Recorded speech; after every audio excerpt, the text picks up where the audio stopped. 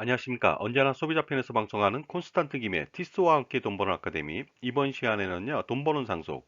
얼마 전에 넥슨 김정주 회장이 타계했습니다. 과연 상속세는 어떻게 낼까요?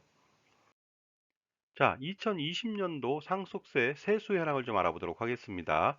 피상속인은 만 181명입니다. 약 30만 명 사망한 가운데 그중에서 1만 명 정도가 세금을 냈죠. 과세표준은 13조 원 되고요. 상속세 세수는요, 무려 4조 2294억 원이나 됩니다.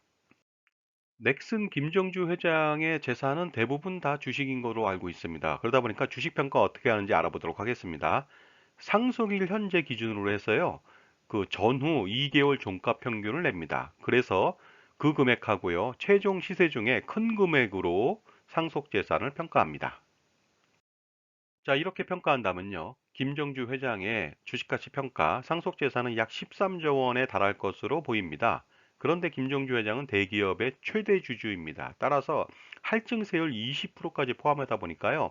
상속세는 50%가 아니고요. 60%라고 하는 엄청난 세율을 맞게 됩니다. 자, 그러다 보니까요. 김정주 회장의 추정 상속세는요. 약 8조 원에 달할 것으로 보입니다. 이것은요. 연간 상속세 실적의 약 200%가 되니까 엄청나죠. 이러한 8조 원에 달하는 엄청난 상속세를 어떻게 내면 될까요? 한 번에 낼 수는 없을 것 같습니다. 그러다 보니까 연부연납으로 낼 수가 있을 것 같거든요. 연 단위로 나누어서 내는 것이 연부연납이 되겠습니다. 그 2022년도부터는요, 연부연납을 10년 동안에 11회에 걸쳐서 할부로 분할 납부가 가능합니다. 물론 나중에 주식을 물납할 수도 있겠죠.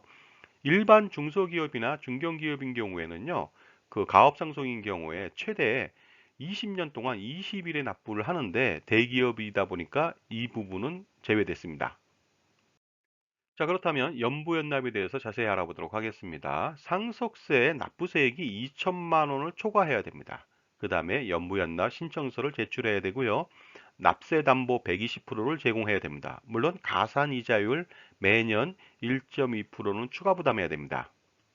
자, 계속해서 연부연납 알아보도록 하겠습니다. 상속세입니다. 가업상속 재산을 상속하는 경우 중소기업이나 중견기업 대상이 되겠습니다.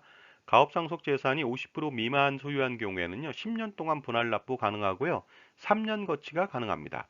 그 다음에 50% 이상 소유한 경우에는요, 20년 동안 분할 납부가 가능하고 5년 동안 거치가 가능합니다.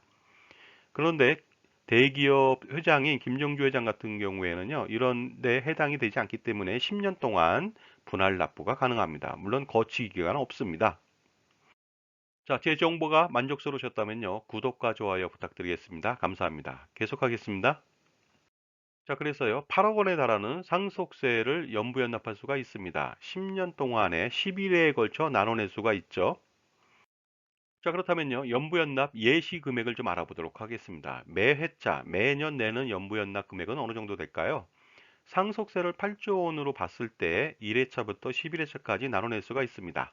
1회차는요. 11분의 1, 8억 원에 7,273억 원을 내야 되고요. 2회차는 8,145억 원, 이것은 이자까지 합친 거죠. 3회차는 8,058억 원, 4회차는 7,971억 원, 이렇게 쭉쭉 내다가 11회차에는요, 7,360억 원을 내면 되겠습니다. 그리고요, 10년 동안 내는 이자는요, 가산 이자율 연 1.2%를 감안했을 때 총 4,800억 원이라고 하는 엄청난 이자를 부담해야 됩니다. 자, 그렇다면요, 상속세 납부 제도는 어떻게 만들까요? 이재용 회장 같은 경우에는요, 5년 동안 나눠내다 보니까요, 10년 동안 나눠내는 김정주 회장이 좀 더 운신의 폭이 더 클 것 같습니다.